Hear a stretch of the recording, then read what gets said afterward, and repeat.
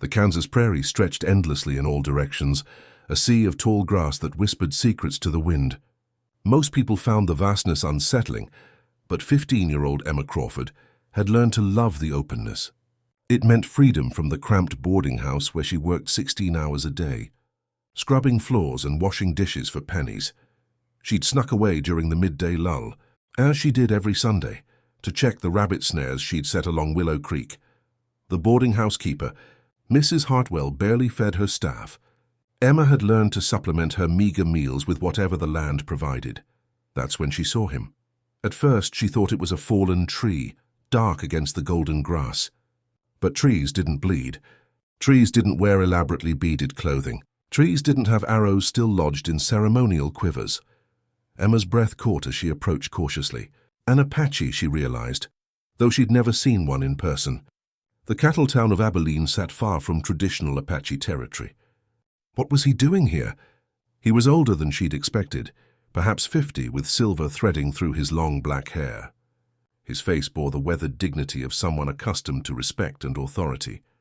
But now he lay broken, a bullet wound in his shoulder, his breathing shallow and labored. Every instinct screamed at Emma to run. The town lived in constant fear of native attacks, though none had occurred in years. If anyone discovered she'd found him and didn't report it immediately, she'd be branded a traitor. She'd lose her job, maybe worse.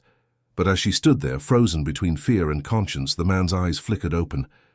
They were dark and clear, filled with pain but also with an unexpected calmness. He looked at her without pleading, without demanding, simply acknowledging her presence as one might acknowledge the sky or the grass. He spoke, words she didn't understand, but his tone conveyed something universal: resignation. He wasn't asking for help. He was saying goodbye. Emma had been an orphan since she was 8, when cholera took both her parents. She'd spent 7 years invisible, unwanted, passed between families who saw her as free labor. Nobody had ever looked at her the way this dying man did now. With simple human recognition, she made her decision in 3 heartbeats. "I'm going to help you," she whispered, not knowing if he understood English. "I don't know how, but I won't leave you to die alone." The man's expression shifted slightly, perhaps surprise, perhaps gratitude. Emma looked around frantically. The old Pritchard barn sat abandoned a quarter-mile north, its owner having died last winter, with no heirs to claim it. Nobody went there anymore. Emma was small but strong from years of hard labor. She'd dragged full laundry tubs and furniture twice her weight. But moving an injured man across a quarter-mile of open prairie would be her greatest challenge yet. She positioned herself under his good shoulder. "This is going to hurt," she said, "but we have to move." 3 days passed before anyone noticed Emma's unusual behavior. She'd always been quiet and kept to herself, so her exhaustion and distraction initially went unremarked. But on the 4th day, the boarding house keeper cornered her in the kitchen. "You've been stealing food," Mrs. Hartwell accused, her thin face pinched with suspicion. "Don't deny it. I've been counting the biscuits." Emma's heart hammered, but years of invisibility had taught her to lie convincingly. "I've been hungrier lately, ma'am. Growing, I suppose." "I'm sorry. I'll work extra hours to pay for it." Mrs. Hartwell studied her with narrowed eyes, but eventually nodded. "See that you do. And Emma, whatever you're up to, remember that charity begins at home. We can't afford to feed strays." The warning was clear, though Mrs. Hartwell couldn't possibly know its true target. Emma had been sneaking food to the old Pritchard barn twice daily, along with water and strips of cloth for bandages. The chief, she'd learned his name was Mako, meaning bear through careful pantomime, was fighting hard against infection and blood loss. She'd removed the bullet using a knife sterilized in boiling water, the way she'd once seen the town doctor do. Mako had endured the crude surgery without making a sound, biting down on a leather strap Emma provided. His strength amazed her, but strength alone wouldn't save him if infection set in. Emma needed proper medicine, the kind the doctor kept locked in his office. She'd have to steal it, and the thought terrified her. Meanwhile, in the finest house in Abilene, cattle baron James Thornton sat in his study, examining a map of the Kansas territory. His empire had grown substantially over the past 5 years, but expansion had stalled. The railroad wanted to push new lines through land that various tribes still claimed, however tenuously. His foreman, a hard man named Dutch Keller, entered without knocking. Got news from the Cheyenne scout we hired. That Apache chief, who was supposed to negotiate passage through their territory, never arrived. The Cheyenne are asking questions. Thornton's eyes gleamed with interest. Apache chief here? Why would he be in Kansas? Apparently trying to establish a northern route to avoid the Army presence in the south. The Cheyenne were willing to allow passage in exchange for trade agreements. But the chief vanished somewhere between the Oklahoma border and the meeting point. How long ago? 5 days. Thornton drummed his fingers on the desk, his mind working through possibilities. If an Apache chief died or disappeared in our territory, and the Cheyenne blamed settlers for it, could start a war, Dutch finished. Give the Army reason to clear out all the tribes. Open up that land for the railroad. Or, Thornton said slowly, if that chief were found alive, nursed back to health by concerned citizens, it might create the opposite effect. Goodwill, peaceful coexistence, he smiled coldly, which would be terribly inconvenient for our expansion plans. Dutch understood immediately. You want me to find out what happened to him? Discreetly. And Dutch? If he's alive, make sure he doesn't stay that way. But it needs to look like an accident. Or better yet, like the Cheyenne did it. We need conflict, not peace. As Dutch left, Thornton returned to his map. He'd built his fortune by recognizing opportunities others missed. A dead Apache chief was unfortunate. A dead Apache chief who sparked an intertribal war. That was progress.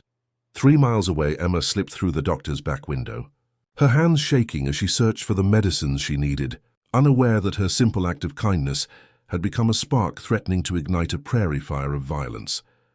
Emma had been tending to Mako for a week when he finally spoke to her in broken English.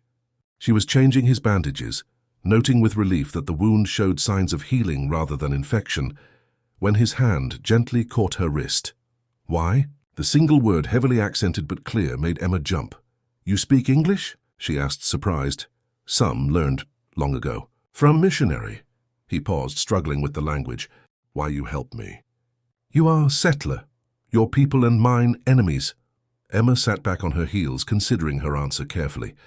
Because leaving someone to die when you can help them isn't right. My parents taught me that before they died. Your parents dead? Mako asked. 7 years ago, cholera. Understanding passed between them, the shared knowledge of loss. Mako nodded slowly. I understand. You are alone? I work at the boarding house in town. I'm nobody important. Emma resumed working on his bandages. What about you? Why were you out here alone? This isn't Apache territory. Over the next hour, as Emma worked and Mako rested, he told her his story in halting English. He was a chief of a small Apache band, trying to establish safe passage through Kansas to reach relatives in the north. The southern routes had become too dangerous with increased Army presence. He'd been traveling with 2 young warriors to meet with Cheyenne leaders, but they'd been ambushed 2 days from the meeting point. My warriors. They escape. I tell them run, bring help. But I think, he paused, pain crossing his face. I think they not find me in time. You find me instead. Who ambushed you? Emma asked. Did not see faces. But they speak English, not Cheyenne, settlers. Mako's expression hardened. They want me to die. Make Cheyenne think settlers kill me. Start war. Emma felt cold despite the warm barn air. Why would anyone want to start a war? Land, Mako said simply. Always land. War means army comes. Army means tribes pushed away. Empty land means... He searched for words. Their men with money take everything. Emma thought about the wealthiest men in Abilene, the cattle barons who controlled the town council and owned vast stretches of prairie.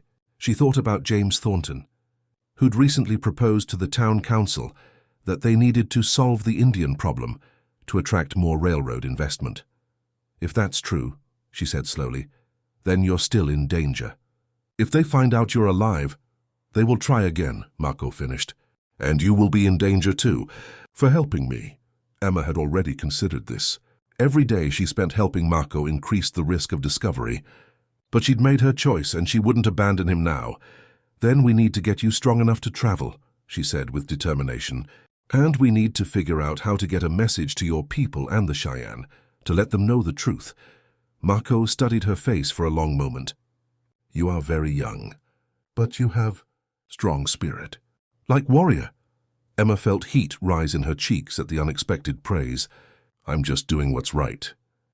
That, Mako said, is what makes warrior. Not strength of body. Strength of... He placed his hand over his heart. This. Over the following days, a routine developed. Emma would arrive at dawn before her shift at the boarding house, bringing food and fresh water. She'd check Mako's wound, help him with exercises to regain strength, and they would talk. He taught her words in Apache. She helped him improve his English. They shared stories of their lives, finding common ground in unexpected places. Mako told her about his daughter, who would be close to Emma's age, and his wife, both waiting for his return.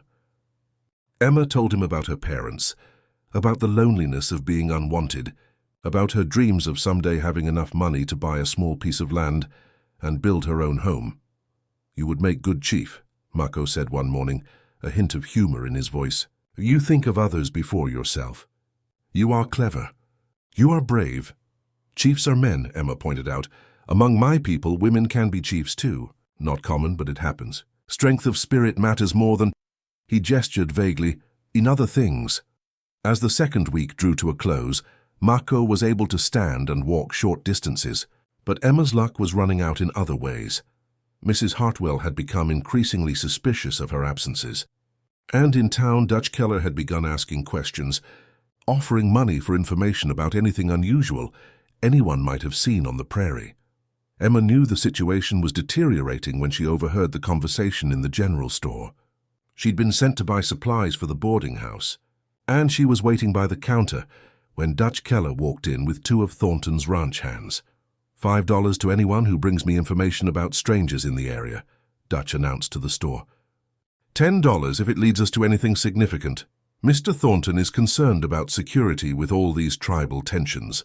The storekeeper, Mr. Peterson, nodded eagerly. "What kind of strangers are we talking about?" "Anyone who doesn't belong. Anyone acting suspicious. Particularly interested in activity out near the old Pritchard place or along Willow Creek." Emma's blood turned to ice. The Pritchard barn. They were already narrowing their search to the right area. Someone must have seen her or noticed her tracks, or simply observed her unusual pattern of movement. She forced herself to remain calm, to appear uninterested as she paid for her supplies and left. But her mind raced. Mako could walk now, but not far or fast. He needed at least a few more days before he could attempt any real distance. And even then, where would he go? The nearest Cheyenne settlement was 40 miles northeast, through open prairie, where they'd be visible for miles. When she reached the barn that evening after her shift, she found Mako already dressed and preparing to leave. He'd somehow fashioned a walking stick from an old piece of wood. "You are in danger because of me," he said when she tried to protest. "I must go tonight." "You're not strong enough," Emma argued. "And they're actively searching. Dutch Keller is Thornton's foreman, and he's not stupid. If you leave now, they'll find you within a day." "Then I lead them away from you," Mako said firmly. "You have risked enough." They were still arguing when they heard it. Horses. Multiple riders approaching from the south. Emma's heart seized. She ran to the barn's broken wall and peered through a gap in the weathered boards. 6 riders, with Dutch Keller in the lead. They were systematically searching the area, checking every structure, every possible hiding place. They were less than half a mile away and closing fast. "We have to hide you," Emma said frantically, looking around the barn, but there was nowhere. The old hayloft had collapsed years ago. There were no secret rooms, no underground spaces. Mako moved to stand beside her, his hand resting on her shoulder. "Emma, listen to me. If they find me, you say I threatened you. You say you were afraid. You tell them I forced you to bring food." "No," Emma said flatly. "I won't lie and say you hurt me. You must. It is only way to protect..." "There might be another way," Emma interrupted, a desperate idea forming. "How well can you act like you're dying?" Mako looked confused but willing. "What is your plan?" Emma explained quickly. It was risky, possibly foolish, but it was their only chance. Mako nodded, understanding, and positioned himself on the ground as Emma had instructed. She tore open his shirt to expose the healing wound, smeared some dirt on his face to make him look worse, and mussed her own hair and clothing. Then she ran out of the barn, waving her arms and shouting, "Help! Someone help! There's a man dying, please!" Dutch and his men immediately spurred their horses toward her. Emma let herself appear panicked and frightened, which wasn't difficult given the circumstances. "What's going on here, girl?" Dutch demanded, dismounting. I found him 3 days ago," Emma said, her words tumbling out. "I was checking my snares and he was just lying here dying. I didn't know what to do. I know I should have reported it, but I was scared and I thought maybe I could help and—" "Show me," Dutch commanded. Cutting off her rambling, Emma led them into the barn where Marco lay motionless, his breathing deliberately shallow. Dutch knelt beside him, checking for weapons, examining the wound. The other men spread out, searching the barn. "This is the Apache chief Thornton's been worried about," Dutch said. "How long did you say he's been here?" 3 days, Emma lied. "Maybe 4. I lose track. He hasn't spoken or really moved. I brought him water, but I don't think he can even swallow anymore." One of the ranch hands spoke up. "Looks like he's done for anyway. Infection's probably set in. He'll be dead by morning." Dutch stood, brushing dirt from his knees. His eyes were calculating as he looked at Emma. "You should have reported this immediately, girl. This is serious business." "I know, sir. I'm sorry. I couldn't let him die alone. Even if he is—" She let her voice trail off, as if unsure what to call Marco. "Apache," Dutch finished coldly. "A savage. You risked yourself and this whole town for a savage." Emma lowered her eyes, playing the part of a chastened child. Inside, her heart pounded so hard she was certain they could hear it. Dutch considered for a moment, then made his decision. "Thornton needs to see this. Henderson, ride back and get the wagon. We're taking him to the ranch." The wagon ride to Thornton's ranch took an hour, with Emma perched on the back beside Marco's prone form. Dutch had insisted she come along to answer questions. She'd had no choice but to agree. Marco's eyes remained closed, his breathing shallow, playing his role perfectly. But twice during the journey, when no one was looking, Emma felt the slightest pressure from his hand near hers, a signal that he was alert, aware, waiting. Thornton's ranch sprawled across a prime section of prairie, a massive main house surrounded by bunkhouses, stables, and outbuildings. The wealth on display made Emma's stomach turn. This was built on taking, on pushing others out, on seeing land as something to own rather than share. Thornton himself emerged from the main house as they arrived, his expression carefully neutral. "So Dutch found our missing chief. Excellent work." His eyes fell on Emma. "And who is this?" "Emma Crawford, sir," Emma said quickly. "I work at the boarding house. I found him and tried to help. I know I should have reported it, but you have a soft heart," Thornton finished, his tone condescending. "How noble. How very foolish, but noble." He turned to Dutch. "Take him to the old storage shed. Post a guard. If he regains consciousness, I want to know immediately." As the men carried Marco away, Thornton gestured for Emma to follow him into the house. "You and I need to have a conversation, young lady." Inside, the ranch house was even more opulent than Emma had imagined. Fine furniture, paintings on the walls, rugs from distant places. Thornton led her to his study and indicated she should sit. "Now then," he said, pouring himself a drink, "tell me everything. When did you find him? What condition was he in? Has he spoken?" Emma repeated the story she'd told Dutch, making herself seem naive and frightened. Thornton listened carefully, his sharp eyes never leaving her face.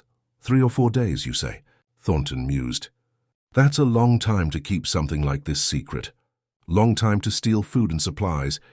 Long time to risk your position at the boarding house."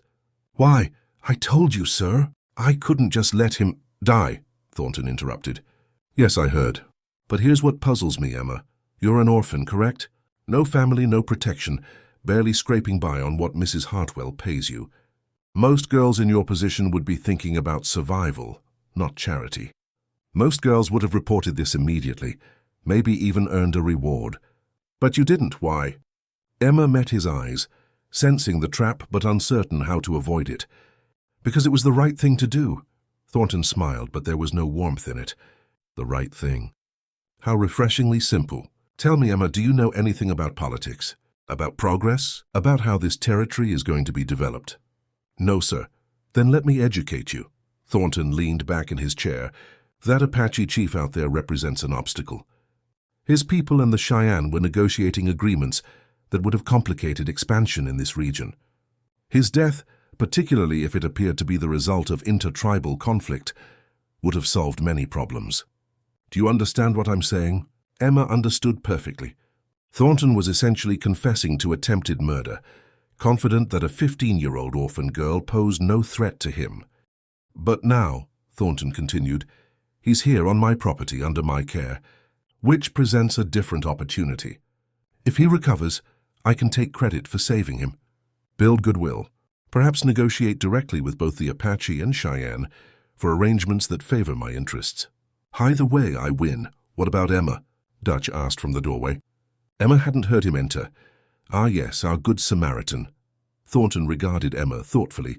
You'll stay here as my guest until this situation is resolved. I can't have you running back to town spreading stories. Don't worry, you'll be comfortable. Think of it as a reward for your kindness.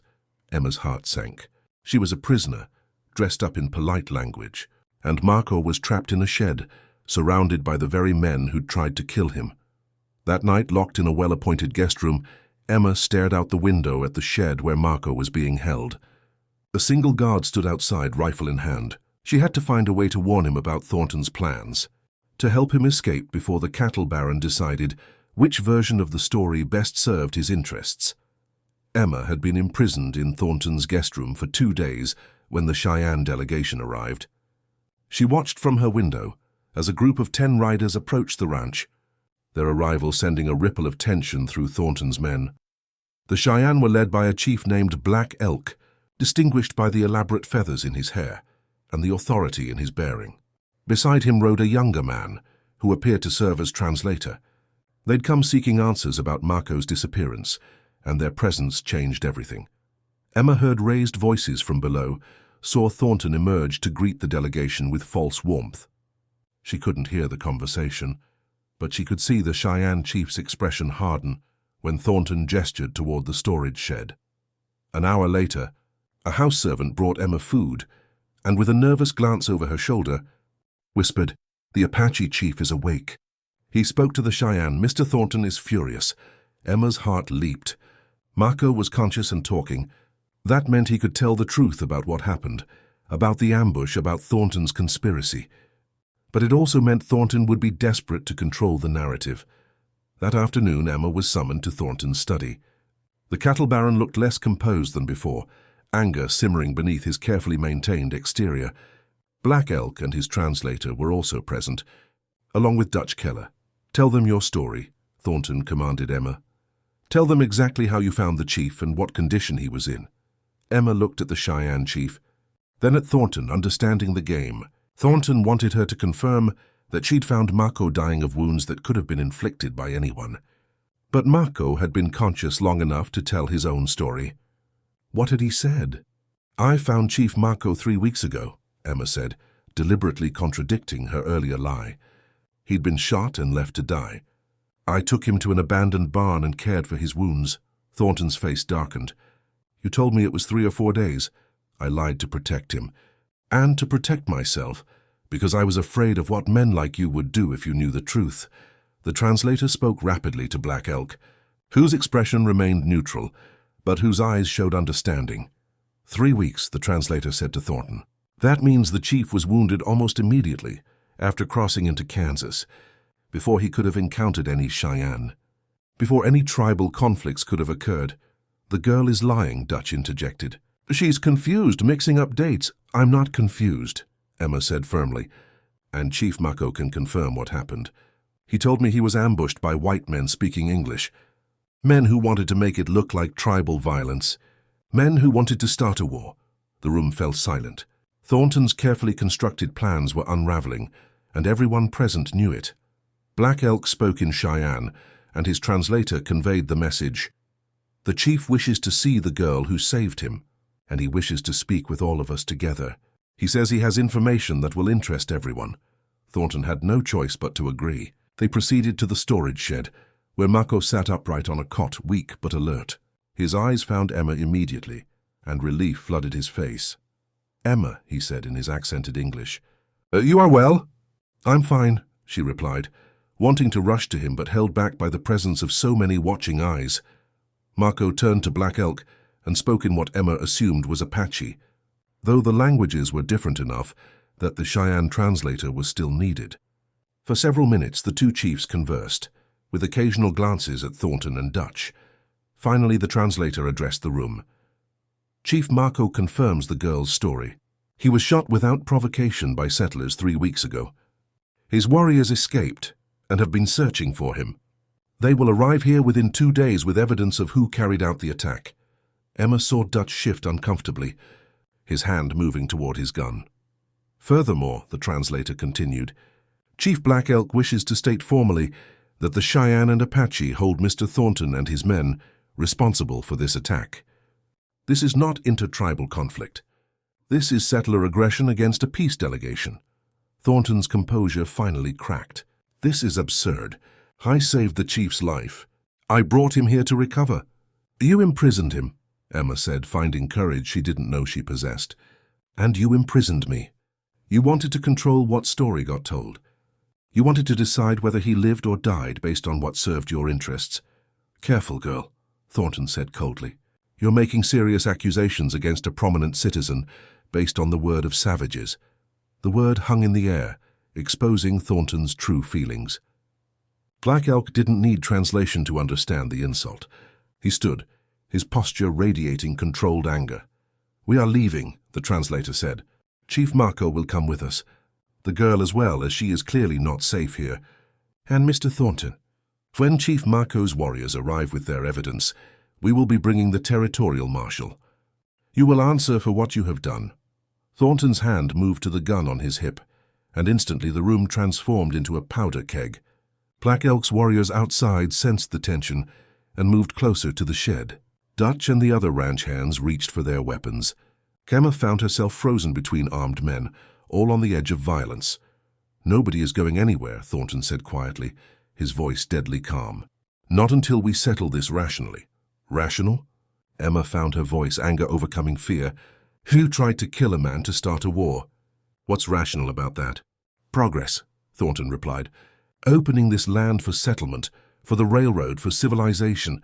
Sometimes difficult decisions have to be made for the greater good. Greater good? Marco spoke up, his English strained but clear. Greater good for who? Not for people who live here. Not for those you push away, kill, steal from. Black Elk spoke rapidly in Cheyenne, and his translator conveyed the message with barely contained fury. You speak of civilization while planning murder. You speak of progress while destroying peoples who have lived here for generations. Your greater good is only good for men like you. The standoff might have exploded into violence right then, if not for a sound that made everyone pause. Horses. Many horses. Approaching fast, Dutch ran to the window. Riders coming from the east. At least 15 of them. Some looked like Apache, some looked like soldiers. Emma's heart leaped with hope. Marco's warriors had arrived, and somehow they'd brought help. Thornton's expression shifted from anger to calculation. He couldn't fight both native warriors and U.S. soldiers. Whatever plan he'd been forming dissolved in the face of this new reality. Let them approach, Thornton said, lowering his gun. But this isn't over. Not by a long shot. The group that arrived was indeed mixed. 7 Apache warriors, 3 Cheyenne scouts, and 5 cavalry soldiers led by a young lieutenant. But the most surprising addition was a woman who dismounted and strode directly toward the shed with the authority of someone, accustomed to being obeyed. Margaret. Calhoun, the translator said with unmistakable respect, territorial representative for the Bureau of Indian Affairs. Margaret Calhoun was in her 40s, dressed practically for riding, with sharp eyes that missed nothing. She surveyed the scene. The armed men, the wounded chief, the frightened girl, the obvious tension, and her expression hardened. Lieutenant Morrison, she said to the cavalry officer, please ensure that no one leaves this ranch until I've had a chance to speak with everyone involved. Mr. Thornton, I believe you and I need to have a very serious conversation. Over the next 2 hours, Emma told her story in detail to Margaret Calhoun, while the lieutenant took statements from others. Marco, though exhausted, provided his account. Black Elk confirmed the diplomatic purpose of Marco's journey. And crucially, one of Marco's warriors produced evidence Emma hadn't known existed. A distinctive button torn from an attacker's shirt during the ambush. A button bearing the mark of Thornton's ranch, Dutch Keller. Faced with this evidence, and recognizing that Thornton would sacrifice him to save himself, finally broke and admitted the truth. Yes, Thornton had ordered the ambush. Yes, the goal had been to start a war that would drive the tribes out and open land for expansion. As the sun began to set, Margaret Calhoun emerged from Thornton's study, where she'd been conducting her final interview. Her face was grim. "Lieutenant Morrison, you will take Mr. Thornton and Mr. Keller into custody. They will be transported to Fort Leavenworth to await trial for attempted murder and conspiracy to incite war." Thornton's face purpled with rage. "You have no authority over me. I'm a citizen of this territory, not some savage under your jurisdiction. The attempted murder of a diplomatic emissary is a federal crime," Margaret replied coldly. "And conspiracy to start a war that would have cost countless lives certainly falls under federal jurisdiction. You'll have your day in court, Mr. Thornton. I suggest you use it to pray for mercy, because you'll find none from me." As soldiers led Thornton and Dutch away, Emma felt the tension that had been holding her upright for days finally release. Her legs went weak, and she would have fallen if Marco hadn't caught her arm. "You did it," he said softly. "You saved my life twice now. Once from death, once from injustice." "We did it," Emma corrected. "All of us together." Margaret Calhoun approached them, her expression softening as she looked at Emma. "Young lady, what you did was either remarkably brave or remarkably foolish. Possibly both, but you likely prevented a war and saved lives on both sides. That deserves recognition." "I just did what was right," Emma said, repeating the words that had guided her from the beginning. "Sometimes," Margaret said, "that's the most radical thing a person can do." With Thornton arrested and his ranch under temporary federal oversight, Emma found herself in an unexpected position, homeless and unemployed, but no longer invisible. The story of the orphan girl who'd saved an Apache chief and exposed a conspiracy had spread through Abilene like wildfire. Margaret Calhoun had arranged for Emma to stay at the territorial office in town, while various parties debated what should happen to her. Mrs. Hartwell had made it clear that Emma was no longer welcome at the boarding house, claiming she'd harbored a dangerous savage and brought trouble to respectable citizens. Other families in town were equally unwelcoming, despite the fact that Emma had prevented a war that would have endangered them all. Emma sat on the porch of the territorial office, watching the street when Marco approached. He was walking without assistance now, his strength returning day by day. Emma sat on the porch of the territorial office, watching the street, when Marco approached. He was walking without assistance now, his strength returning day by day. Black Elk walked beside him, and Margaret Calhoun followed a few steps behind. "Emma," Marco said, settling carefully onto the bench beside her, "we must talk about your future." Emma had been dreading this conversation. She'd known it was coming since the moment Thornton was arrested. Everyone had been so focused on justice and preventing war that no one had thought about what would happen to an orphan girl with no family and no prospects.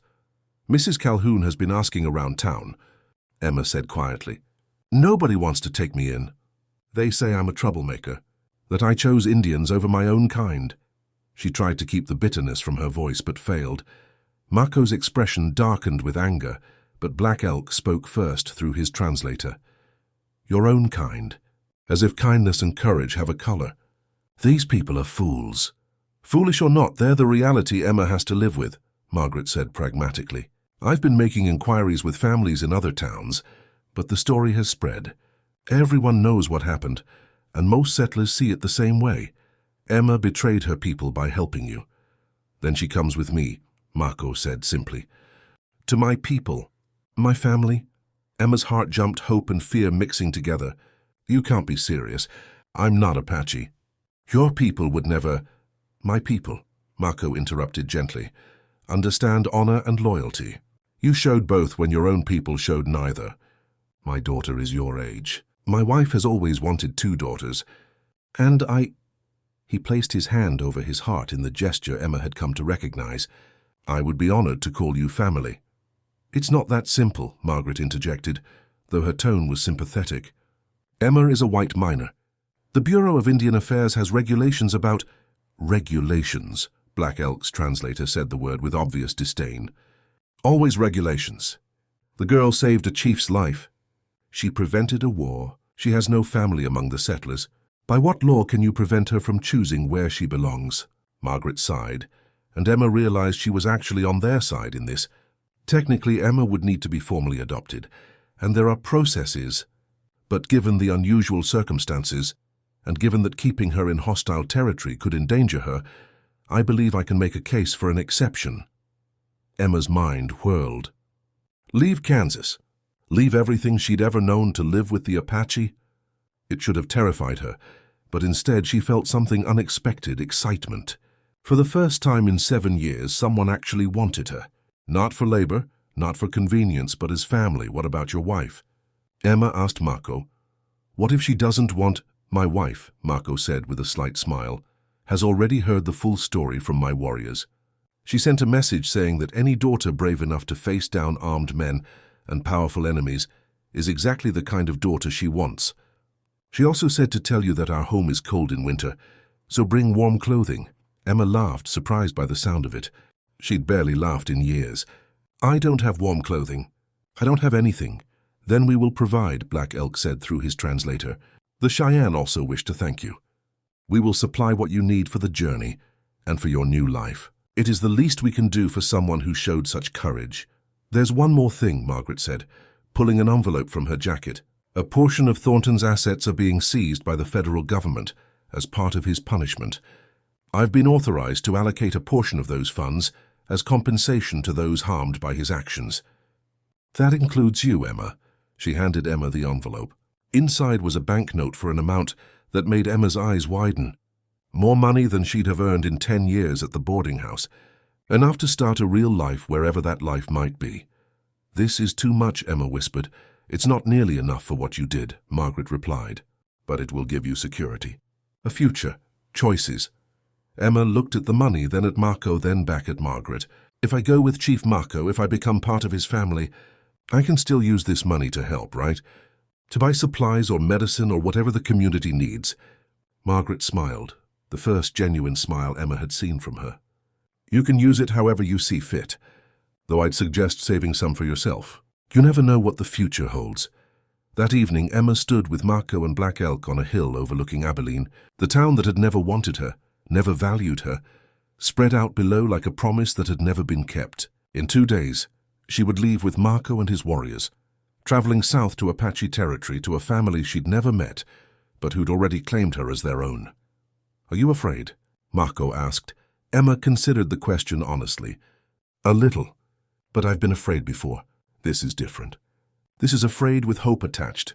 That, Mako said, is the best kind of fear. It means you are moving towards something, not running away. Black Elk spoke, and the translator conveyed his words. The girl who refuses to look away becomes the woman who changes everything. Remember this day, Emma Crawford. Remember that courage is not the absence of fear, but the decision to act despite it. The journey to Apache territory took 12 days. Emma traveled with Mako's 7 warriors, Black Elk's 3 scouts who accompanied them part way, and a cavalry escort that Margaret Calhoun had insisted upon for safety. The lieutenant and his men would turn back at the territorial border, but until then they represented a strange bridge between worlds. Emma had expected the journey to be difficult, but what she hadn't anticipated was how much she had to learn.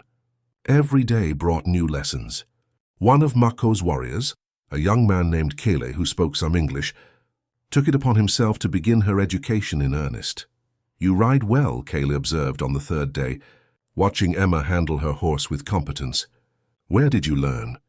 I worked at a boarding house, but before my parents died we had a small farm. My father taught me. Emma patted her horse's neck. This is probably the most valuable thing I own now. Not most valuable, Kele corrected. Your courage is most valuable. Your kindness is most valuable. Horse is just horse. Emma smiled at the simple wisdom. Over the following days, Kel taught her essential Apache words and phrases. The warriors taught her hand signals used for communication during hunting. Mako shared stories of his people's history, helping her understand the community she would be joining. On the 7th day, they crossed into territory that Mako explained had been Apache land for generations. The landscape shifted subtly, the endless Kansas prairie giving way to more varied terrain with rocky outcroppings and deeper valleys. The air felt different somehow, or perhaps it was Emma's perception changing. That night, camped under stars that seemed impossibly bright, Marco spoke of his family in detail. "My wife Alma is a healer, very skilled with medicines and herbs. She will want to teach you these skills. Our daughter Nita—" "Like the elder who interviewed me," Emma interrupted. Marco smiled. "Named for her. The elder Nita is my aunt. Young Nita was spirited, strong-willed. I think you two will either become closest sisters or will compete like rival warriors." "What should I expect when we arrive?" Emma asked nervously. "Will people be angry that you're bringing a white girl into the community?" Marco considered this carefully. "Some will have questions. Some will have doubts. My people have suffered much at the hands of settlers. But they also value honor and respect courage. You saved their chief's life. You risked everything to prevent a war. These actions speak louder than the color of your skin. But not loud enough for some," Emma guessed. "Not loud enough for some," Marco agreed honestly. "Just as in your town, there are those who see only divisions, not individuals. You will need to prove yourself, just as you proved yourself to Kuruk in Kansas." "But Emma," he waited until she met his eyes, "you have already proven yourself to me and to my family. That is what matters most." On the 11th day they reached a river, marking the edge of Marco's band's territory. A group of riders approached from the south, an escort sent by Amma to guide them home. Among them were 2 women. The older one had Marco's same strong features and calm dignity. The younger one, probably 15 like Emma, rode with reckless confidence, her long black hair streaming behind her. Marco's face transformed with joy. He spurred his horse forward, and the women did the same. They met in a collision of embraces and rapid Apache that Emma couldn't follow but understood perfectly anyway. This was family reunited, love undiminished by separation, relief that what had been feared lost was found again. Emma hung back, suddenly feeling very much the outsider. But Marco's wife, Amma, looked over her husband's shoulder directly at Emma. She said something to Marco, who nodded. Then she rode directly to Emma up close. Amma's face showed lines of age and wisdom, but her eyes were kind. She spoke in Apache, then seemed to realize Emma didn't understand. She tried again in careful broken English.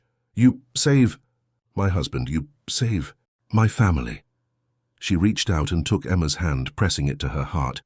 "You are family now." Tears stung Emma's eyes. She'd cried so rarely in the past 7 years that she'd almost forgotten what it felt like. But these were different tears. Tears of belonging, of acceptance, of finally coming home to a place she'd never been. The younger girl, Nita, rode up beside her mother, studying Emma with unconcealed curiosity. She said something in Apache that made Marco laugh. "My daughter says you are smaller than she expected, for someone so brave," Marco translated. "She wants to know if you can shoot, ride fast, and fight." Emma looked at Nita, seeing both challenge and hope in the other girl's eyes. "Tell her I can ride well, shoot adequately, and I've never had to fight, but I'm willing to learn. Also tell her I'm better at tracking and setting snares than I am at most other things," Marco translated, and Nita's face broke into a genuine smile. She responded rapidly, and Marco laughed again. "She says tracking and snares are good skills. She will teach you to shoot better, and you will teach her to be more patient with tracking. She says you can share her sleeping area until we build you your own dwelling. She says—" He paused, emotion evident in his voice. "She says she has wanted a sister her whole life, and she is glad you have finally arrived." The Apache settlement was unlike anything Emma had imagined. Not a collection of teepees as she'd seen in drawings, but a semi-permanent village of sturdy dwellings made from wood, brush, and hide, clustered along a river valley that provided water and protection. Gardens grew near the dwellings. Children played under the watchful eyes of elders. It looked, Emma realized with surprise, like a community, like home. The arrival of Marco and his party created immediate excitement. People emerged from their dwellings, calling out greetings, celebrating their chief's return. But Emma felt the eyes on her too, curious, questioning, some welcoming and some definitely not. An elder woman approached, her face stern and weathered. She spoke rapidly to Marco in Apache, her tone suggesting disagreement.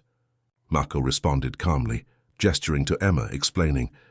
The conversation continued for several minutes, while Emma stood awkwardly, aware that she was the subject of debate. Finally, Marco turned to Emma. "This is Grandmother Cochetta. She is—" skeptical about bringing a white girl into our community. She has seen much suffering caused by settlers. She wants to know why you should be trusted. Emma had known this moment would come. She stepped forward, meeting the old woman's eyes directly. I can't make you trust me. Trust has to be earned. All I can tell you is that I didn't help Chief Mako because I wanted reward or recognition. I helped him because leaving someone to die when you can help them is wrong, no matter who they are or where they come from. If you give me a chance, I'll prove that I respect your people and your ways. If you don't give me that chance, I understand. But I promise I'm not your enemy, Mako translated, and Grandmother Cochita listened with an unreadable expression. Then she spoke, shorter this time, and Mako's face relaxed into a smile. She says you speak with honesty and your eyes do not hide your heart. She says you may stay, but you must learn our ways properly. She will teach you herself, because she does not trust anyone else to do it correctly. He grinned. That is actually a great honor. Grandmother Cocheta only teaches those she believes have potential. Over the following weeks, Emma's new life took shape.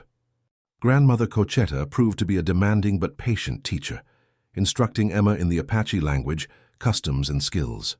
Emma taught her about medicinal plants, how to prepare traditional foods, and the rituals important to their people. Nita became the sister Emma had never had, competitive and teasing but fiercely loyal, dragging Emma into every adventure and defending her against anyone who questioned her presence. But the real test came 6 weeks after Emma's arrival, when a young warrior named Nantan openly challenged her right to be there during a community gathering. She is white, he said in English, ensuring Emma understood. Her people have taken our lands, killed our families, broken every promise. Why do we welcome one of them into our homes? Why do we teach her our ways? The gathering fell silent. Emma felt dozens of eyes on her, waiting to see how she would respond. She could defend herself, list everything she'd done, but somehow that felt wrong. Instead, she stood and spoke carefully in the Apache she'd been learning. You are right to be angry. Your people have suffered greatly because of people who look like me. I cannot change that. I cannot undo the harm that has been done. But I can choose who I want to be. I can choose to respect rather than take, to learn rather than destroy, to build bridges rather than walls. Chief Mako gave me a chance when he could have turned away. His family welcomed me when they could have rejected me. I'm trying every day to prove worthy of that gift. If you give me the same chance, maybe I can prove it to you too. Nantan stared at her for a long moment. Then, unexpectedly, he smiled slightly. Your Apache is terrible, but your heart is better. He switched to English. I will watch you. If you prove false, I will be first to say you must go. But if you prove true, I will defend your right to be here. It wasn't full acceptance, but it was something. Emma noticed other warriors nodding, seemed satisfied with this compromise. That night, lying in the dwelling she now shared with Nita, Emma reflected on how much had changed in 3 months.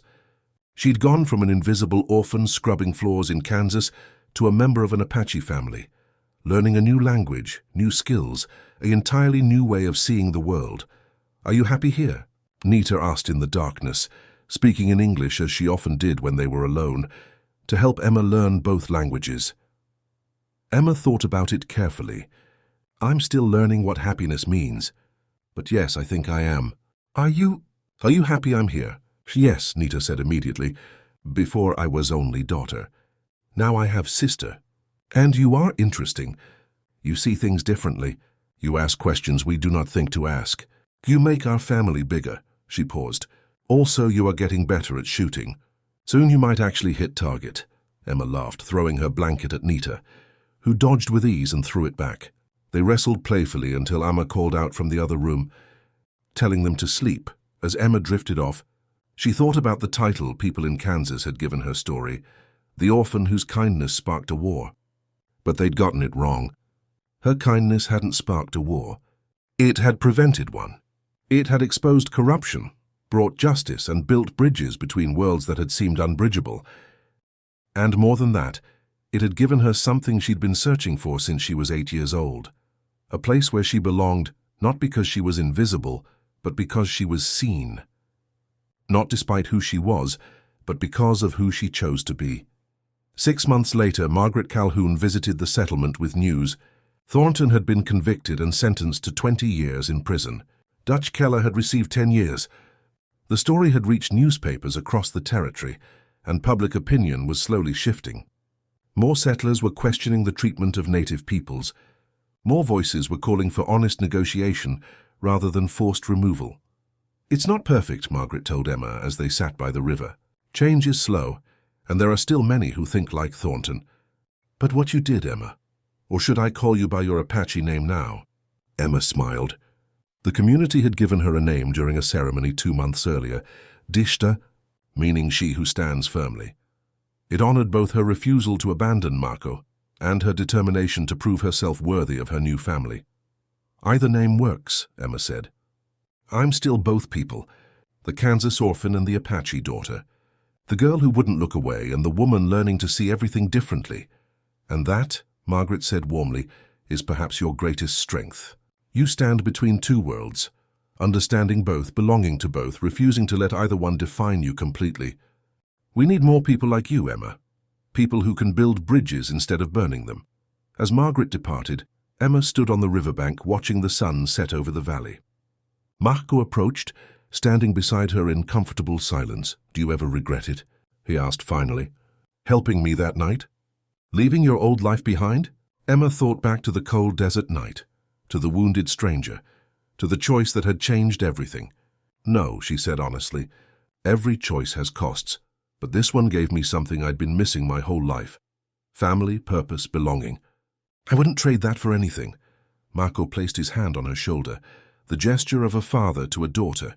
"And we would not trade you. You saved my life twice, Emma Dishta, once from death, once from injustice. But what you may not realize is that you saved more than just me. You saved both our peoples from a war that would have destroyed countless lives. You proved that courage and compassion can be stronger than hatred and greed. That is a legacy that will outlive us both." As night fell over the settlement, Emma walked back to the dwelling she shared with her Apache family. Through the doorway, she could see Amma preparing the evening meal, Nita mending a torn shirt, the warm glow of the fire illuminating the faces of people who had chosen to love her not because they had to, but because she had proven herself worthy of that love through action, courage, and an unwavering commitment to doing what was right. The girl who had once been invisible had become a bridge between worlds. The orphan who had nothing now had everything that mattered. And the simple act of refusing to look away from suffering had created ripples that would spread far beyond one Kansas prairie. One Apache settlement, one moment of choice. Sometimes, the most powerful thing a person can do is simply refuse to accept that divisions are inevitable. Sometimes, standing firmly between two worlds and insisting that both can coexist is the bravest act of all. And sometimes, a single act of unexpected kindness can change not just one life but the course of history itself.